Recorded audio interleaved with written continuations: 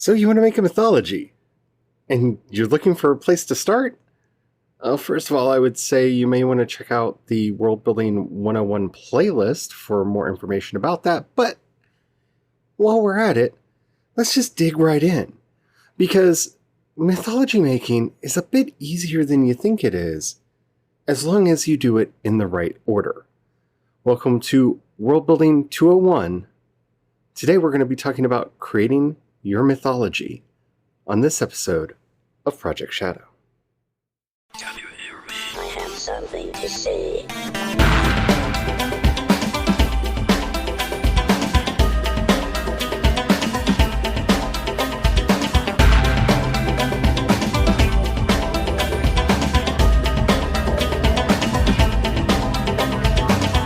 Project Shadow starts now. Hello everyone, how are you doing today? My name's Charlie. You might know me better as sci-fi fantasy writer C.E. Dorset. And today we're continuing our World Building 201 and discussing how to build mythology. Now, I think that there are two important things that we need to say right out the gate when dealing with mythology and world building, and mythology that actually makes it into your stories.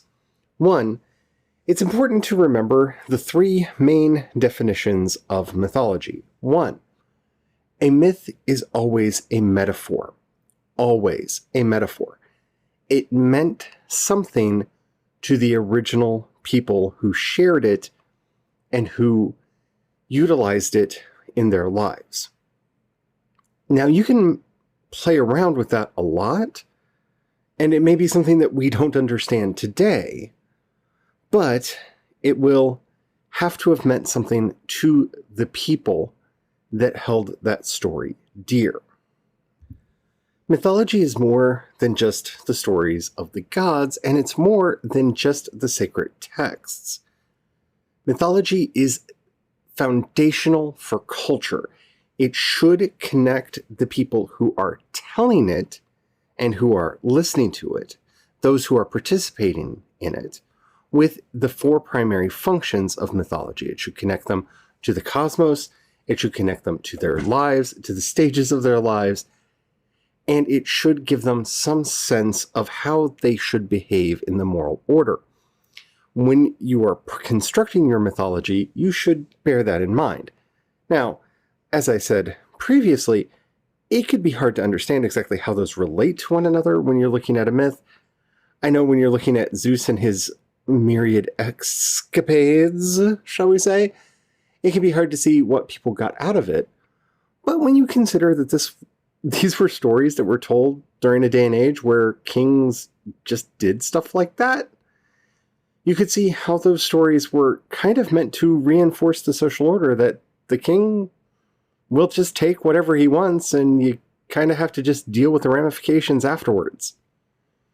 It's not a pretty moral to the story, but it's definitely a moral of the story that you could see why people are telling those stories. And number three, mythology, and this is kind of a common one, is either seen by some as either a lie or other people's religion. No, just throw that one out. Just throw that out. Throw that one right out the window. Your mythos has to bear some meaningful connection and correlation to the characters in the story, or they would not tell it. For goodness sakes, even the Cthulhu mythos, as messed up and deranged as it is meaningful to the various groups and peoples that are involved in that setting, because it tells you the do's and don'ts that, they're not going to listen to because it's a horror story, but it at least establishes the players and who you should and shouldn't deal with, and gives you some hint at what terrible things they will eventually do to you if you do mess with them. It has to be practical. And that's something that I don't think a lot of people understand about mythology, is its practicality. Because we think about them as strange stories, as larger-than-life stories, as stories about breaks in reality. When, in fact, a true mythology is always attempting to bring a person in line to reality as they experience it.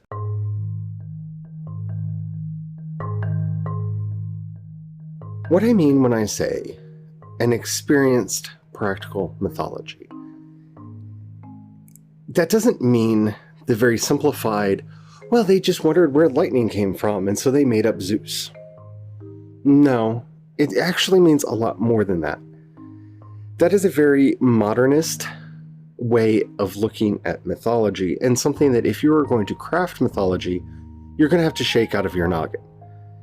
Mythology was not intended to be proto-science, nor was it intended to be treated as proto-science. The stories that were told were there to align people with their experienced reality. Zeus is capricious because he's the god of the air, and the air is capricious. It gives, and it can be kind, and it can be hot and sweltering. It can be cold and jarring. It can bring about sudden violent storms that destroy everything. It can bring rain that nourishes the crops, or it can bring drought that destroys everything. That's the nature of the air, and so that's the nature of Zeus. The two correlate and correspond. Zeus takes what he wants and leaves what he wants. He comes when he wants to and leaves when he is ready. He is king of the gods because everything else is reliant on him. If the storms do not come, if the rain does not fall, if the air is too hot or too cold, nothing else matters. Thus he is king of the gods, because this is an agrarian society in a Mediterranean climate that relies on everything being just so the crops will flourish. And if they are not, everyone suffers. And you can see all of that written directly into the character of Zeus. And once you think about it in that light, it makes a lot more sense. You see, these aren't people trying to explain the world around them and mollify the gods so that they can have magical control over it. That's not the purpose of mythology. That's the purpose of magic. The purpose of mythology is simply to align yourself with the world. You have to understand that the Sky Father is a capricious monster who will either be helpful, hurtful, and you'll never understand why he's either. That's the story they needed to tell, and that's the Zeus that we get. We get his jealous wife Hera, and we get all of the adventures of his children, because it helps us to understand our place in the world. It reminds us that we are small and do not have the ability to control every aspect of our lives. So when you're constructing your mythology, you need to be thinking about the world that the characters live in. What are their main concerns? What drives them most? You can see this in American popular religion very easily. Look at how Christianity has changed in the United States, where everything in our capitalist society is about money, and where it's extremely difficult to have access to healthcare. And so many of the most popular ministries in our country are get-rich-quick schemes, or people who claim that they can heal you with a touch so you don't need to be able to afford your doctor's bills. Because those are the actual needs of the people. And if you're developing a charlatan who's using religion, that's what you need to be looking at, is what do the people need? What is the particular brand of snake oil that they want? But remember, the religions themselves were never intended, and nor were the mythologies that they sprang from, to be snake oil. They were created to make you feel connected to the world, to help you understand how the world works, not why it works, not the science of it, but to prepare you for living amongst the myriad dangers that surround you every single day. So what dangers are your people facing? What concerns do they have? Because that, practically speaking, is going to be what their myths are all about.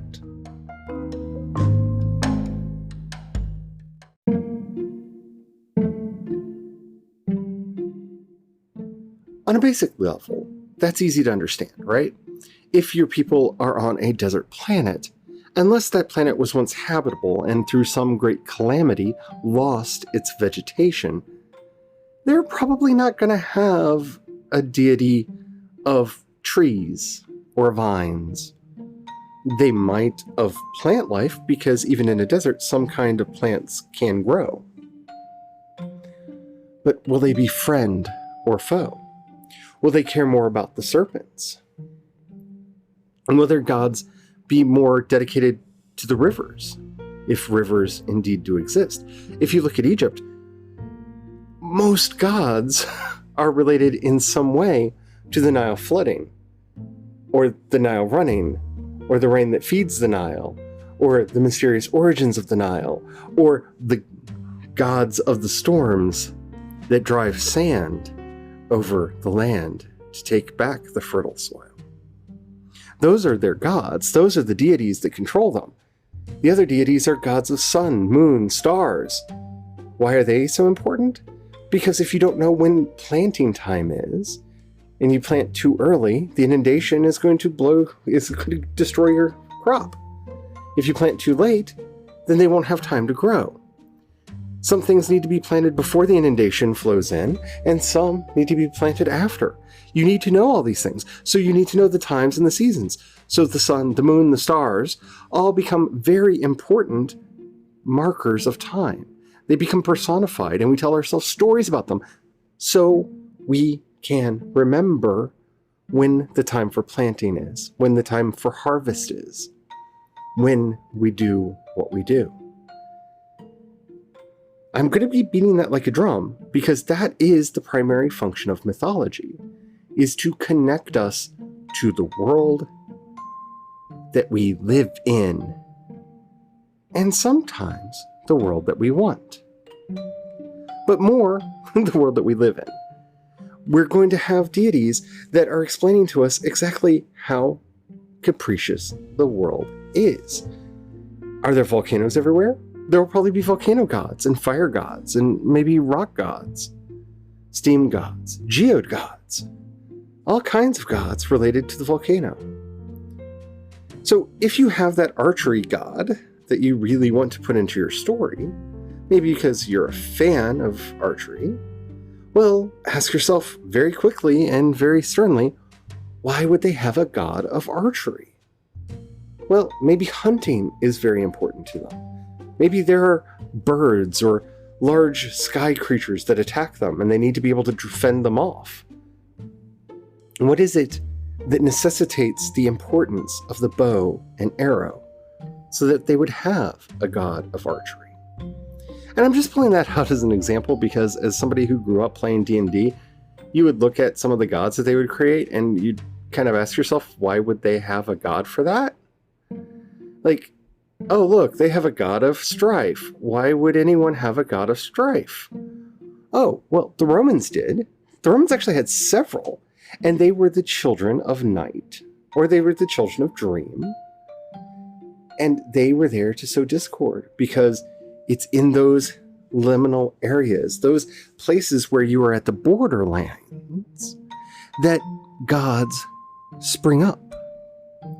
So what scares them? What gives them hope? What gives them wonder?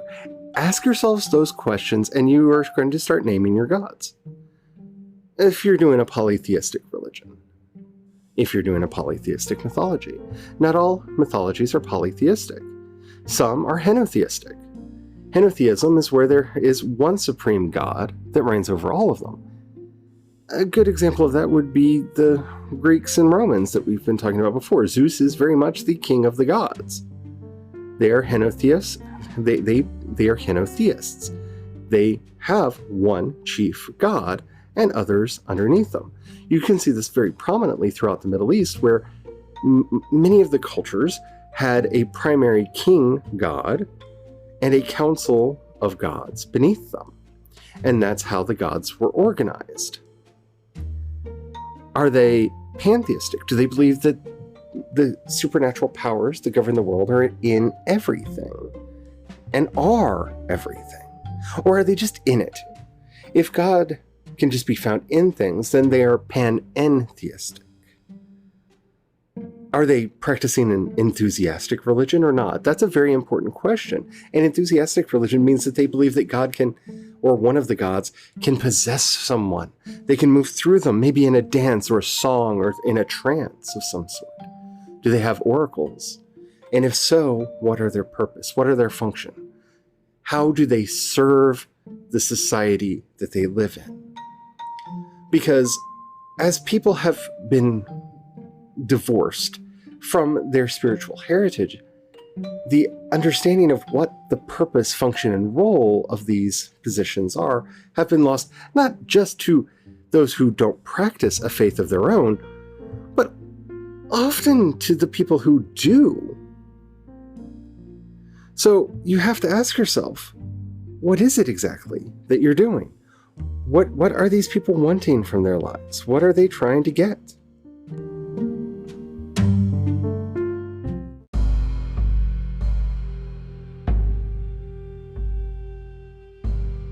Not all stories are about good powers. Not all stories are about bad powers. But at some point in the crafting of your mythos, you're going to ask yourself, do I have a god of mischief? Do I have a devil? Do I have a demon? Is there a Satan? Is this a dualistic world? How many sides are there? And this is where you can have a lot of fun. This is where you also have to be very careful in not to limit yourself. Remember, with very few exceptions, and I mean this, like there are some cults that if you're doing the mythology of a cult, okay, but if you're talking about of a society, they're not going to be going around going, rah, rah, rah, we are evil, we are evil. They're not going to do that. They are going to see their gods and heroes as heroes. So be very careful when you're constructing your story, unless it's for children and you're trying to make simple moral statements for children, then yes, you could have a god of evil. But you know what? There probably wouldn't be a god of murder unless they have a very different understanding of murder, and then it would probably be a god of manslaughter or of killing, not murder, because remember, murder means bad. Murder means wrongful killing. It's in the definition. There's no such thing as a good murder. All murder is wrong. It's part of the definition of the word. So they may have a god of killing, a god of war, something like that. They may see their god of war as a good thing, and other cultures may incorporate it as their god of murder. That's possible. And we'll talk about that a little bit more in a minute. But don't make them just dedicated to evil. They're not going to be running around going, rah, rah, we are evil, we are evil. Even Lovecraft, in all of his cosmicism and other problems, didn't make his villains, if we can call anyone a villain, or a hero for that fact, in any of his stories, but he didn't have them running around going, yay, yay, yay, we're evil. They thought that they were going to get power, rewards, blessing, or they were just so fed up with the nature and state of the universe that they just wanted to wipe it out. And so they did their darndest to wipe it out. They weren't necessarily trying to make the world a darker, gloomier, more evil place. Now, if you're writing satire, go with it. Just have fun with it. But remember, your practitioners are going to be the heroes of their own story. They're not going to see themselves as the villains. So their Lucifer would probably be a lot more like the one from Paradise Lost. Not necessarily a bad guy. He may end up doing bad things, but you can empathize with him and why he rebelled. You know, that whole, it's better to rule in hell than serve in heaven thing. Maybe that resonates with them, and that's what they decide to go with. But I see this all too often where people decide, I'm going to write about the people that worship the bad guy, and then have them running around going, evil, for what we do, we go to hell. Evil, evil, whoa, evil. No. Again, unless you're writing for children and you're trying to keep the morals simple, or you're writing farce or some other kind of comedy. Comedy? Comedy. Don't do that. Make sure that your characters have a reason for following who they're following.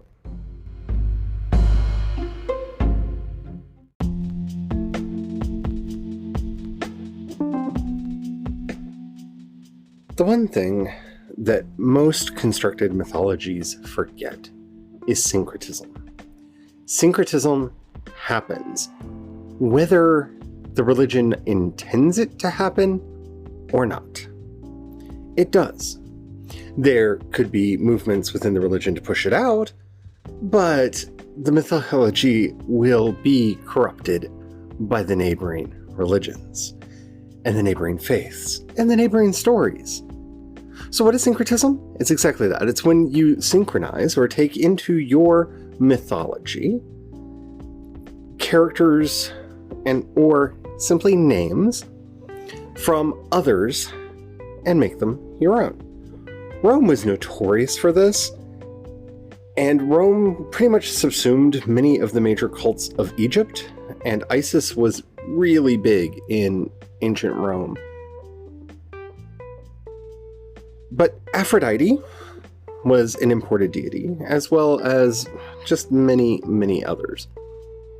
So, when you are constructing your mythology, one, ask yourself if this character might be imported from somewhere else. Like, say you have a story that does not make sense for your particular culture to have amongst their mythos, but you really want it to be there.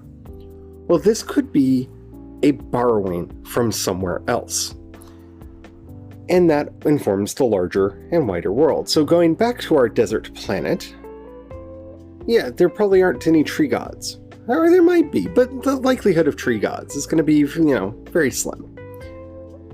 But you want them to have a tree god. You have a really interesting idea for a story about a tree god in a desert planet. Especially a desert planet that doesn't have like oases with trees, right? So Dune, Arrakis, desert planet, kind of desert planet. Maybe it's a legend from Caladan. Maybe it's a legend from one of the other planets that was imported, that came with the cultures and for some reason resonated. Maybe that is an exterior savior character, the great god of the forest who will one day bring the rains and make everything green.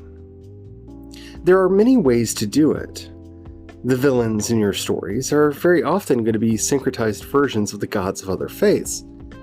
The reason when I say Satan, you think of a goat-like creature is because Christianity grew up amongst the Roman mythology. And so Pan and the fauns were, well, demons in their eyes. And so over the years, the devil took on a much more faun-like shape. And you don't find that in any of the original stories or any of the original ideas of the devil. And you actually don't find it so much in Judaism. But you do find it in Christianity, which was growing up and maturing amongst the Roman faith, which had fauns everywhere. Fauns are for all the things that we're against, ergo, demons. That happens a lot. Also, the misunderstood deities of other people are often incorporated in ways that are not so flattering. When you look at the way that Melik Taus, for example, the peacock angel of the Yazidis, is incorporated into several pop culture stories, let's say, as not necessarily a synonym for the devil, though sometimes as a synonym for the devil, but as a rather dark and mysterious figure.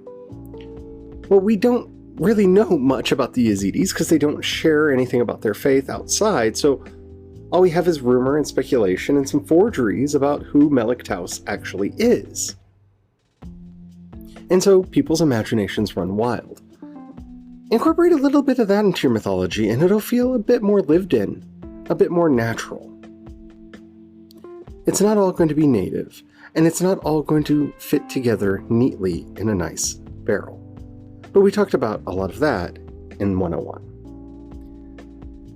But make sure there's a reason it's there. If you're having trouble with the Romans, then your devils are going to resemble their gods, and vice versa. So play with it. Have fun.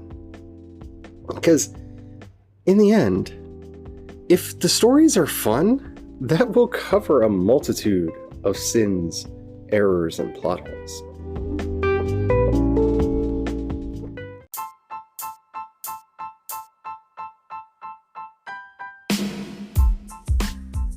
The biggest piece of advice that I can give you when you're constructing a mythology, other than just the basic storytelling stuff and some of the stuff that we've already covered, is don't make it perfect. The neater the bow you tie on your mythology, the less real it will feel. Remember, these are stories that have been passed down. These are stories that have gone through countless iterations. So the little imperfections, the little inconsistencies, the things that stand out to you most are going to make them feel most real. They're going to make them feel most natural. Yes, Zeus, or Apollo for that matter. I've talked a lot about Zeus. Apollo is the god of reason who goes off on long tirades and does terrible, crazy things from time to time. But he's the god of reason and music. Why? Because many separate strings, very different strands of mythology have all collected in the pool, in the well of Apollo. And you may want to do that with your own gods. Think about pre-existing stories of other deities from older cultures that were subsumed into this mythology, so that they make for little inconsistencies, little bits that don't make sense. You can see this really profoundly if you ever really try to get into Norse mythology. Who was Loki? Was he Thor's son or brother? There are variants, depending on who you look at and where your sources are. And ask yourself, does it matter? Do you need to answer that? Or do you want to leave it open and vague? Is it maybe the cause of a schism in your world, that some people believe that he's the brother and some that he's the son? And it changes the way you read some of the events, some of the stories. So play around with it. Have fun with it. Don't worry about perfecting it. Don't worry about making it all fit together. Because in the end, unless you're writing a Silmarillion that is going to come out and just be these stories, they don't have to be that cohesive, because they're informing the background. So don't get lost. Don't get lost. Mythology is the great forest of peradventure that we enter, where it is very easy to get lost and to find ourselves just writing and writing and writing without actually getting anywhere. I hope you enjoyed this episode. I hope that it was helpful for you. If you have any questions, comments, or topics you would like to hear discussed on the show, please let me know. In the show notes, you'll find a link to the voice message system. Keep it short, keep it clean, so I can use it on the show. I would love to hear from you. You can also hit me up on social media. I'm C. Dorset, pretty much everywhere. Instagram is the easiest place to find me right now. And if you'd like to find me anywhere else, just go to projectshadow.com. You'll find links to all my stuff there. If you have $1 that you would like to pass my way, down in the show notes, you'll find a link to listener support, Patreon, and my Ko-fi account. Thank you so very, very much to everyone who does that. It means the world to me. It's the only way I'm able to pay my bills, which is getting trickier and trickier day by day. Not that my bills are going up. It's other sources of revenue going down. Life in the modern America, right? Thank you so much to everybody who helps out. If you don't have any money right now or you don't feel like giving, that's perfectly all right. But, maybe think about some way that you could share my work with other people, something that you like. Because really, getting discovered is hard. It's the hardest part of the job. So if you know somebody you think would like anything they do, share it with them. That really, really does help out a lot. Until next time, just remember, Black Lives Matter, Black trans lives matter. We have to make this world a better place. We really, really, really do. And I hope you have the courage to ride your dreams into reality. And above all, don't forget to have the fun.